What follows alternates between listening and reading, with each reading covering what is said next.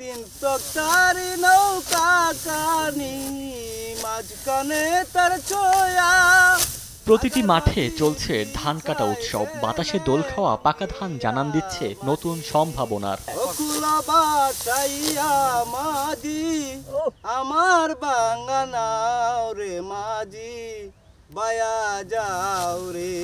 নরসিংদীতে কৃষকের ব্যস্ততা বড় ধান কাটা ও মাড়াইয়ে। ৩ মাস আগে রোপণ করা ধানে এবার গোলা ভরবে এমন প্রত্যাশায় দিন গুনছেন তারা। ধান সেদ্ধ করার উনুন জ্বালাতে প্রতিটি বাড়িতেই নারীদের দিনরাত ব্যস্ততা। ধান বাছাই, সেদ্ধ সহ নানাবিধ কাজের মধ্যেও আনন্দ দিচ্ছে নতুন ধানের গন্ধ। অন্যান্য বছরের তুলনায় এবছর ফলন ভালো হওয়ায় খুশি কৃষকরা। প্রতি বিঘায় পাওয়া যাচ্ছে গড়ে ২১ মণ ধান। তবে শ্রমিকের বাড়তি মজুরি কিছুটা সংকটে ফেলেছে তাদের। ধানের মধ্যে কোনো ছিটা নাই। অন্য বছর থেকে এবার ধান খুব ভালো হয়েছে। এবার অনেক বাম্পার ফলন পাইছি ইনশাল্লাহ, অনেক লাভবান। নতুন চালের পিঠা আমার ছেলে মেয়েদেরকে খাওয়াইতে পারবো, এই আনন্দ নিয়ে ওই ধানটা লইতাছি। আমরা ধান নুন লাগে, সিদ্ধ করুন লাগে, আনুন লাগে, নুন লাগে, আমরা ব্যস্ততা প্রচুর তেমন লাগে। ১, ২, ৩ ঢাকায় জমি জিতে নিন ১০০% ক্যাশব্যাক সহ ২০ কোটি টাকার পুরস্কার।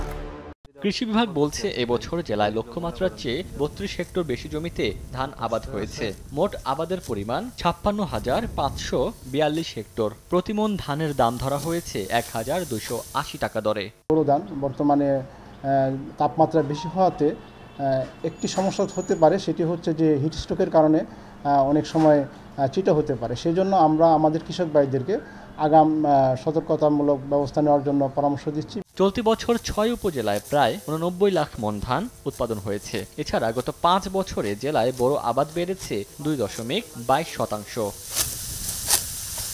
সময় সংবাদ, নরসিংদী।